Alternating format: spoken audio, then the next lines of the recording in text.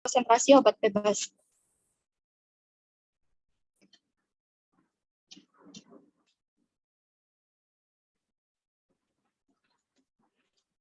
Yang kedua ada reabsorpsi tubulus. Reabsorpsi terjadi di sepanjang tubulus renalis. Reabsorpsi merupakan proses penyerapan kembali berbagai macam zat yang masih bisa digunakan oleh tubuh, fungsinya untuk menjaga keseimbangan elektrolit dan homeostatis volume komposisi, pH, dan tekanan osmotik darah. Obat-obat yang meningkatkan aliran urin akan menurunkan waktu reabsorpsi obat. Proses reabsorpsi obat dapat mengurangi jumlah obat yang diekspresi. Yang ketiga ada sekresi tubulus. Sekresi tubulus merupakan sistem yang di perantai pembawa yang memerlukan energi. Laju sekresi tergantung pada aliran plasma ginjal. Aliran plasma ginjal yang efektif antara 425 sampai dengan 650 ml per menit.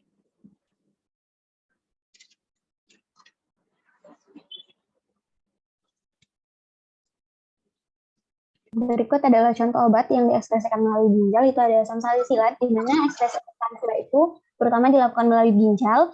Dalam urin ditemukan salisilat dalam bentuk asli atau dalam bentuk utuhnya. Kemudian asam salisilat merupakan tergolong ke dalam asam lemah. Kemudian alkilasi pada urin dapat menyebabkan ekspresi obat menjadi lebih cepat.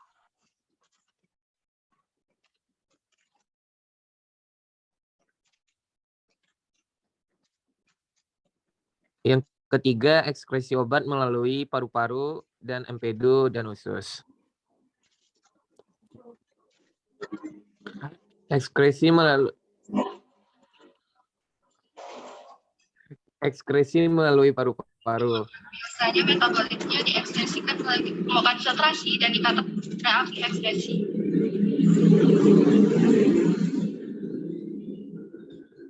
Dalam urin ditemukan salisilat dalam bentuk asli.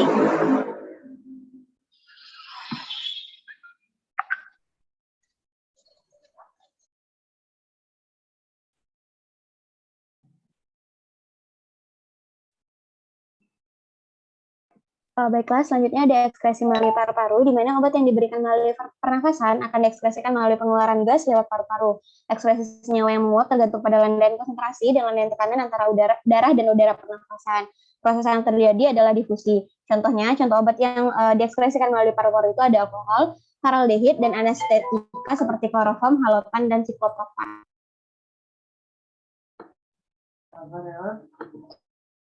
Selanjutnya itu ada contoh obat dengan ekskresi melalui paru-paru itu. Salah satu contoh yang kami ambil itu ada isofluran, di mana isofluran diserap ke dalam tubuh melalui paru-paru sama seperti volatil anestesi lainnya. Jadi isofluran ini termasuk salah satu obat volatil anestesi. Kemudian isofluran ini dieliminasi melalui paru-paru. Nah, sebagian besar isofluran diekspresikan dalam bentuk utuh dan sisanya mengalami metabolisme di hati menjadi trifluoroasetik.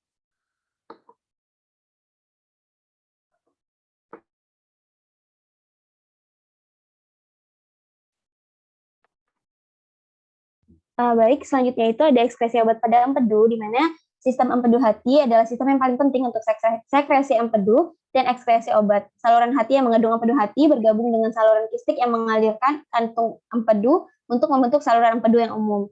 Saluran empedu yang umum kemudian bermuara di duodenum.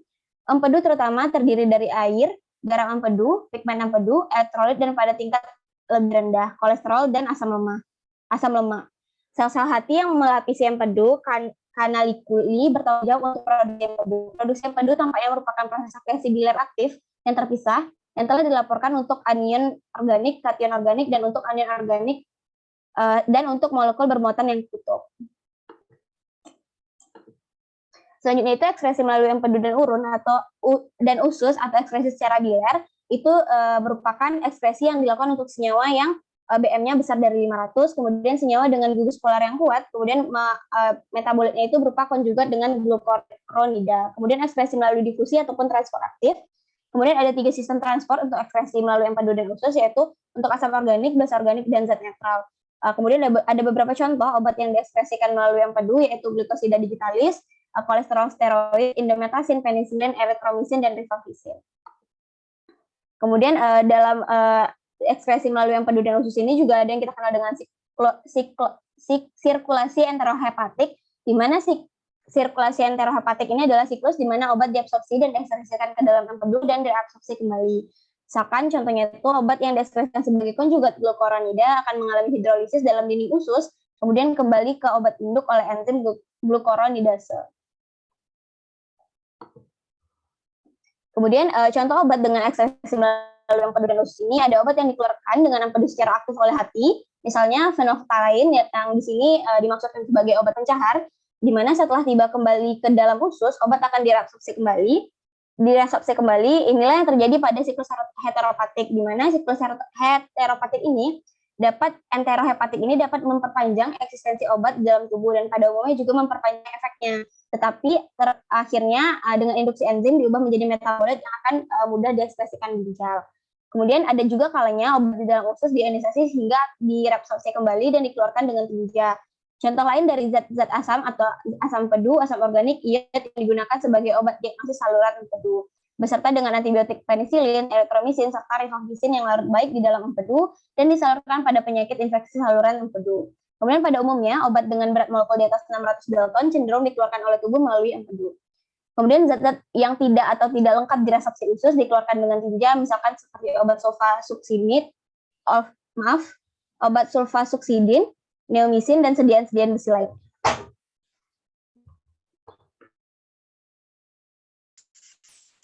Baiklah, Selanjutnya ekskresi obat melalui kulit dan ASI.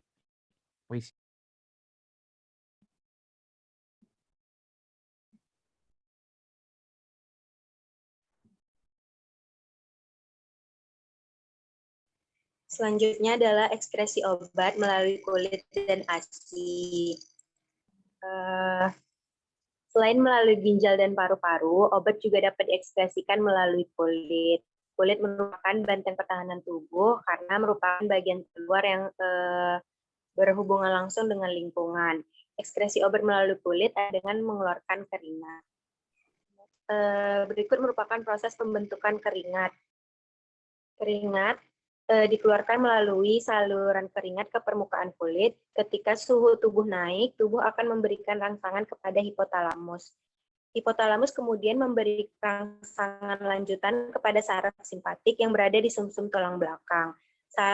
Saraf simpatik tersebut akan memberikan sinyal gelombang ke seluruh kelenjar keringat di tubuh bahwa suhu tubuh sedang tinggi. Kelenjar keringat kemudian akan memproduksi keringat agar menurunkan suhu tubuh dan mengembalikan suhu tubuh menjadi normal. Next. Keringat adalah cairan yang diproduksi terutama oleh kelenjar yang terdistribusi secara luas di permukaan kulit. Bila suhu tubuh kita meningkat atau suhu udara di lingkungan kita tinggi, pembuluh-pembuluh darah di kulit akan melebar. Hal ini mengakibatkan banyak darah yang mengalir ke daerah tersebut. Contoh obatnya itu ada paraldehida dan bromida.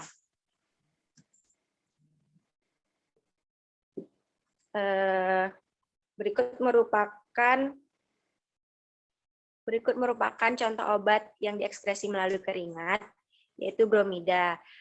Pada fase toksokinetik, ion bromida yang masuk dalam bentuk zat yang larut lemah akan cepat terabsorpsi. Ion bromida terdistribusi ke dalam darah dan banyak jaringan tubuh, termasuk paru-paru, ginjal, dan otak melalui sistem peredaran darah.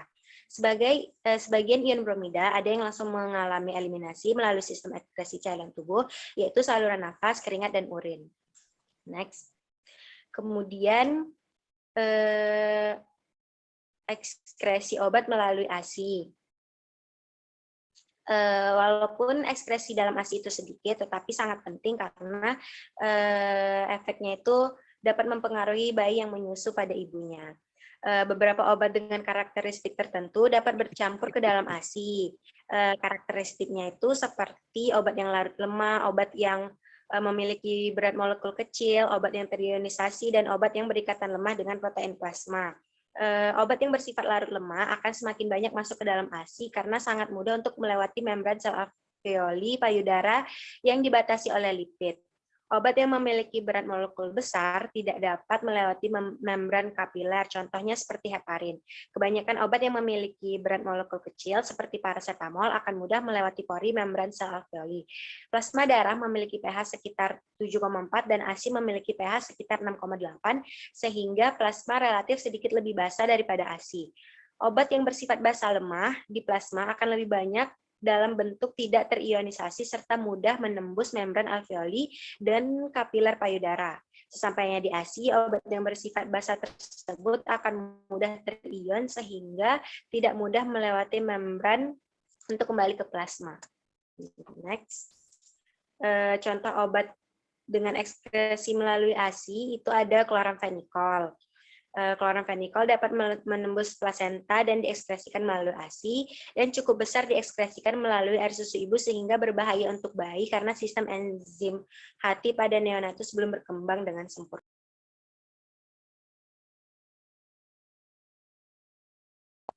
Yang kelima, clearance dan contoh soal. Clearance adalah volume plasma yang dibersihkan dari obat per satuan waktu oleh seluruh tubuh mililiter per menit. Volume cairan yang bersih dari obat per satuan waktu. Clearance obat merupakan ukuran eliminasi obat dari tubuh tanpa mempermasalahkan mekanisme prosesnya. Faktor yang mempengaruhi clearance meliputi berat badan, umur, jenis kelamin, zat yang digunakan dalam tes, dan luas permukaan tubuh. Contoh, jika CL suatu obat adalah 20 ml per menit pada pasien dan penisilin memiliki VD 15 liter, maka dari definisi ini diketahui 20 ml dari 15 liter akan dibersihkan dari obat per menit atau 1,2 liter dari 15 liter akan dibersihkan dari obat per jam.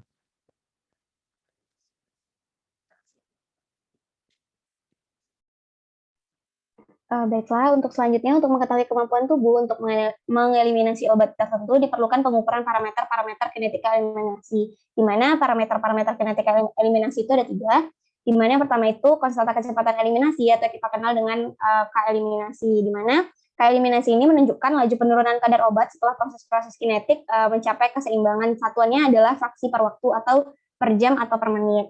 Kemudian yang kedua itu ada waktu paru biologik atau waktu paru obat atau T setengah yang biasa kita kenal, yaitu waktu yang diperlukan untuk mengubah jumlah obat dalam tubuh menjadi separuhnya selama eliminasi. Dan yang selanjutnya itu volume distribusi atau VD, di mana volume ini di mana obat tersebut terlarut dalam tubuh. Volume distribusi merupakan volume yang diperlukan untuk memuat semua obat dalam tubuh secara homogen dengan konsentrasi yang sama dengan konsentrasi obat dalam darah, plasma atau cairan plasma. Kemudian untuk perhitungan dari clearance itu, bila diformulasikan hubungan antara clearance dengan ketetapan laju eliminasi dan T setengah akan mendapatkan persamaan berikut, yaitu clearance sama dengan VD dikali dengan K eliminasi tadi. Nah, seperti yang kita tahu, K eliminasi ini bisa juga salah satu komponen juga untuk mencari rumus dari T setengah, di mana T setengah itu kan adalah 0,693 per KL, sehingga dari rumus ini bisa kita turunkan bahwa clearance itu adalah sama dengan FD dikali 0,693 per T setengah. Di mana keterangannya FD merupakan volume distribusi, KL merupakan konstanta eliminasi, dan T setengah merupakan waktu paru obat.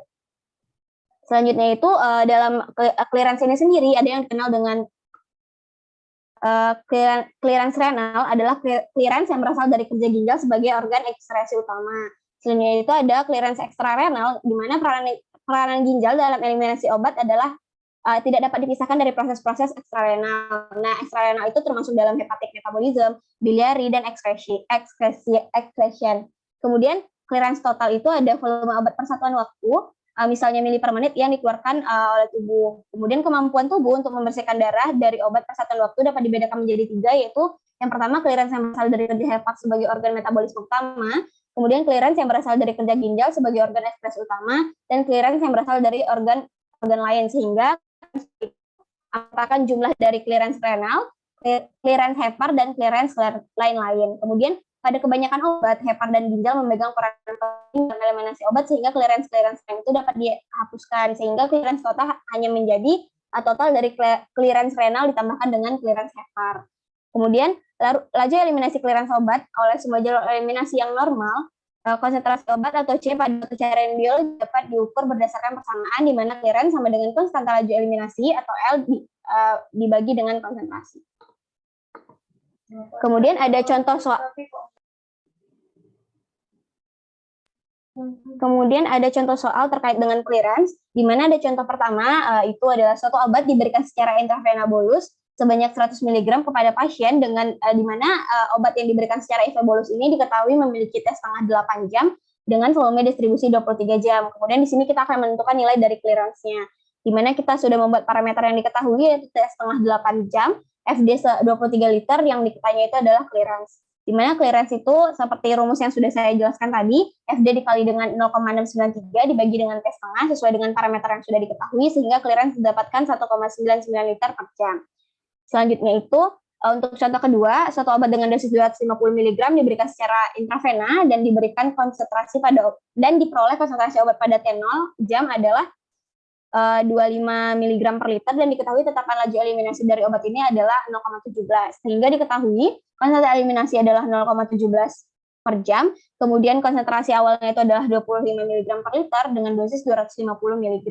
Sehingga dari rumus yang sudah disebutkan sebelumnya juga, CL sama dengan FD dikali konsentrasi eliminasi, di mana clearance menjadi 250 per 25 mg per liter, itu merupakan rumus dari FD, di mana D0 per C0, kemudian dikali dengan 0,17 per jam yang merupakan konsentrasi eliminasi, sehingga didapatkan untuk clearance dari obat ini adalah 1,7 liter per jam.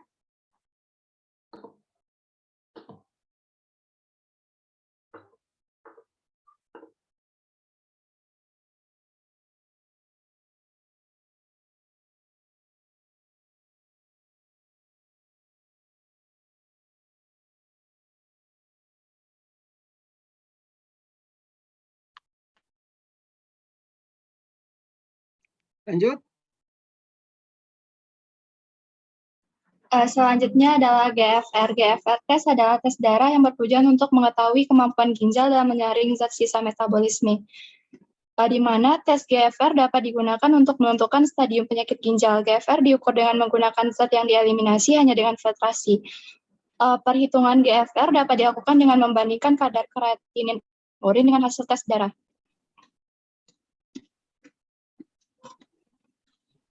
Selanjutnya ada kreatinin clearance yang bertujuan untuk membandingkan kadar kreatinin dalam sampel urin 24 jam dengan kadar kreatinin dalam darah. Dengan begitu bisa didapatkan gambaran seberapa banyak limbah sisa metabolisme yang disaring oleh ginjal setiap menitnya.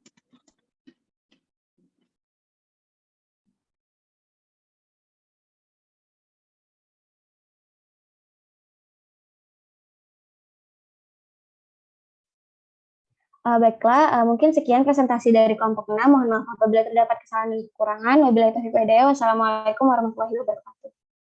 Ya, ini sumbernya di mana saudara ambil ini? Sumbernya itu ada dari buku farmakokinetika klinis, kemudian ada juga beberapa jurnal, Bapak. Ya, saudara cek lagi ada beberapa yang perlu diperbaiki itu ya. Baik, Pak. Ya, oke. Nah, sekarang kita coba latihan aja dulu ya.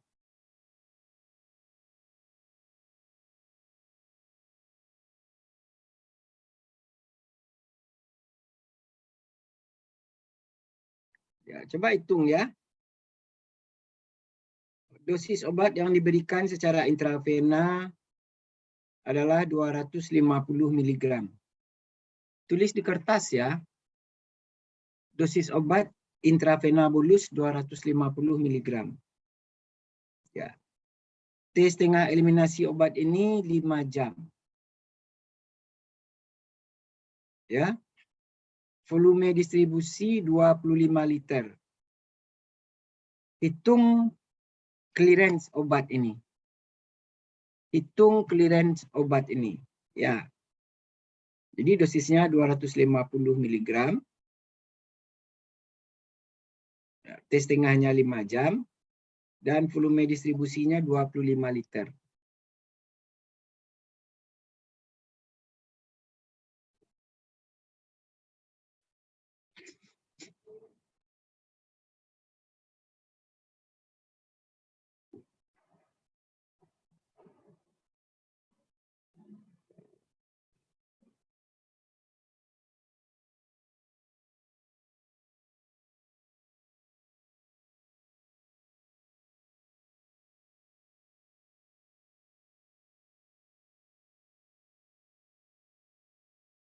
Yang sudah dapat, laporkan ya.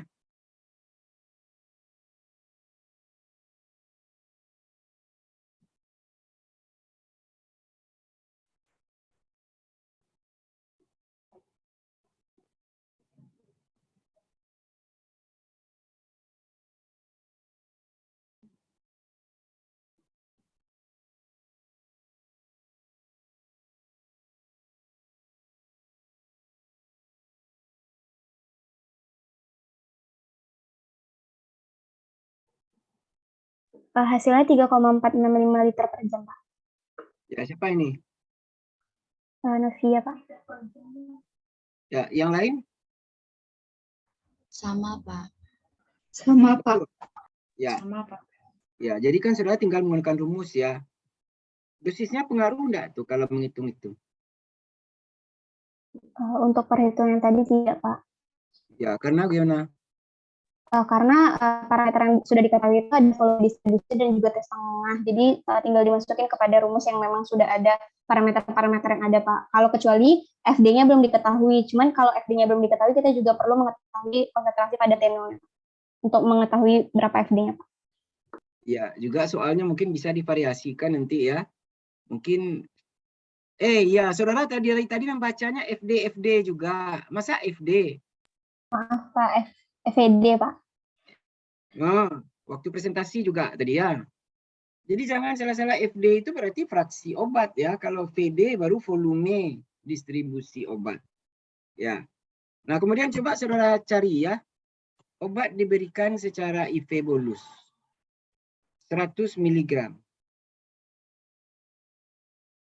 IV bolus 100 mg. Pada waktu 4 jam, kadar obatnya 10 mikrogram per mililiter. Ya. Setelah 8 jam, kadarnya turun menjadi 6 mikrogram per mililiter. Coba hitung KE-nya, konstanta kecepatan eliminasi.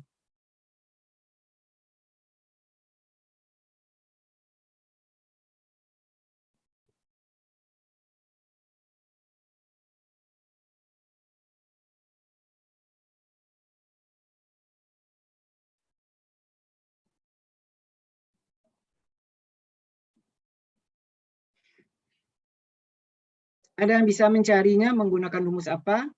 Laporkan itu aja dulu. Ada yang bisa mencari?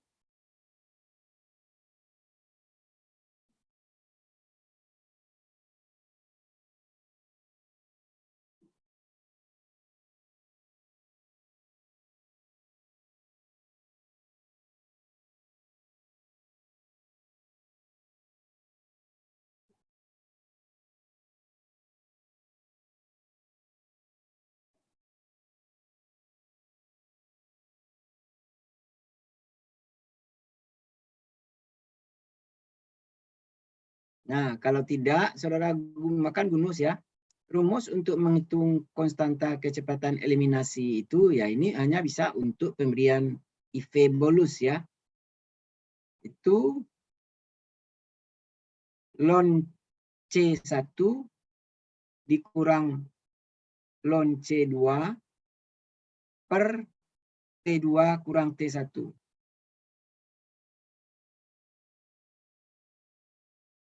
Ln C2, ln C1 dikurang ln C2 per T2 dikurang T1.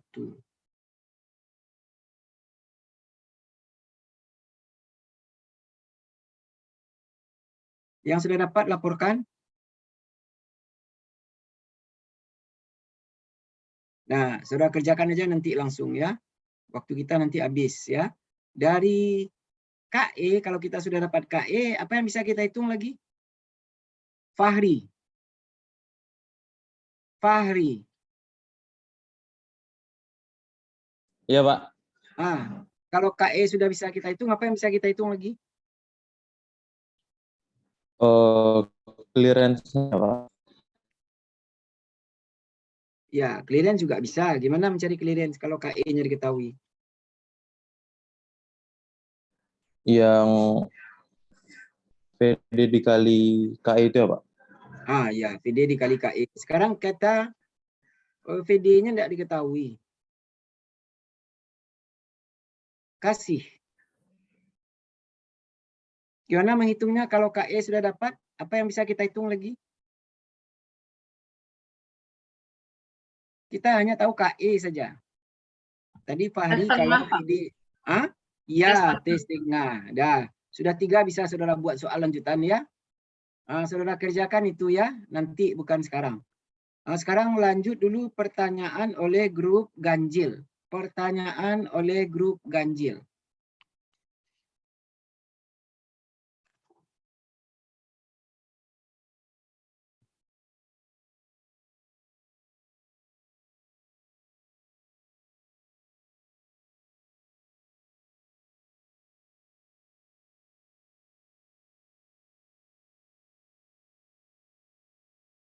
Pertanyaan oleh grup ganjil.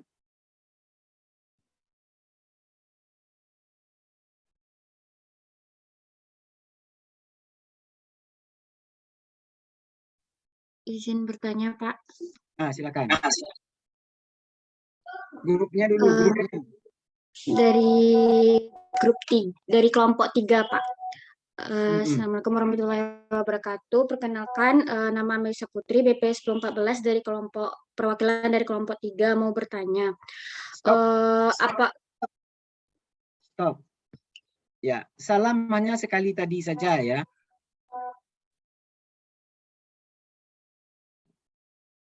Nah, kemudian BP perlu nama saja sudah. Ya, BP tidak perlu, salam cukup sekali saja tadi. Ya, lanjut. Apakah seiring bertambahnya tua atau umur akan mempengaruhi GFR-nya? Terima kasih, Pak. Ya, lanjut. Grup lain cepat. Izin bertanya, Pak. Ya. Perkenalkan Pak, nama Novaliana Putri, BP 1911-338 dari kelompok 15. Itu dalam siklus enterohepatik, ada obat yang mengalami hidrolisis lalu direabsorpsi dan tidak mengalami hidrolisis langsung diekskresikan melalui feses. Mengapa hal tersebut bisa terjadi? Bisakah diberikan contoh obat yang langsung diekskresikan melalui feses dan reabsorpsi kembali? Terima kasih, Pak. Ya, lanjut. Pertanyaan tidak boleh apa ya, harus bagaimana, kenapa, dan lain-lain. Kecuali apa tidak boleh. Lanjut. Izin bertanya, Pak. Silakan. Perkenalkan, nama saya Diana Fitri, BP 1711011100. BP tidak perlu, Bu. Tidak menyimak. Baik, Pak. Pertanyaan saya adalah, bagaimana proses ekskresi obat yang berat molekulnya di atas 300 dan berikan contoh obatnya? Terima kasih. Ya, lanjut. Waktu terbatas ya. 2,5 menit lagi. Yang tidak mengajukan pertanyaan dapat tugas khusus. Hadiah. Izin bertanya, Pak. Perkenalkan kepada teman-teman, nama Nisa Rahman dari perwakilan dari kelompok 5. Izin bertanya, itu apabila untuk kasus keracunan misalkan, apabila penanganan dalam ekskresinya, apabila penanganan dari keracunannya itu hanya bisa melalui ekskresi, gitu, apa cara yang dapat dilakukan untuk penanganannya tersebut? Ya, lanjut. Grup 1 belum? Yang tidak mengajukan pertanyaan dapat tugas khusus ya. Cepat, waktunya tinggal 2 menit. Izin bertanya, Pak. Anissa Zainuddin dari kelompok 5. Saya ingin bertanya, pada pasien gagal ginjal, bagaimanakah mekanisme ekskresi obatnya pada kondisi tersebut? Apakah perlu penyesuaian dosis atau tidak? Sekian, Pak. Ya, oke. Lanjut. Izin bertanya, Pak. Perkenalkan, Selina dari kelompok 13. Mengapa metabolisme beberapa obat itu dipengaruhi oleh perubahan dalam pengikatan protein? Terima kasih. Ya, oke, lanjut 1,5 menit lagi. Izin bertanya, Pak. Ya. Anissa Latifah dari kelompok 11 izin bertanya, bagaimana aliran plasma itu mempengaruhi sekresi aktif tubular di ginjal dan apakah pengikatan protein obat itu berpengaruh juga terhadap sekresi aktif tubular? Terima kasih. Ya, lanjut 1 menit lagi. Izin bertanya, Pak. Cindy Mainia dari kelompok 7, Pak. Bagaimana kendala yang dihadapi dalam memperoleh data ekspresi lewat urin, Pak? Data ekspresi, ya, oke, lanjut. Grup 1, jawab ya, sudah. 2, 3. 3 sudah, Pak. Iya, lanjutlah. 5, cepat. 5 sudah, Pak. 7. 7 dapat tugas khusus ya. Ya, kita nanti tinggal menjawab saja lagi, diberi kesempatan untuk diskusi. Pak, 7 sudah, Ya, Pak. 9. 9 sudah, Pak. 11, nanti diskusi via video call ya. 11, Sudah, Pak. 13. Sudah, Pak. Oh, sudah semua ya, 15 enggak ada ya. Sudah, Pak. Ya, sekarang diskusi dalam grup untuk menjawab semua pertanyaan. Diberi waktu 4 menit melalui video call. Ya, silakan.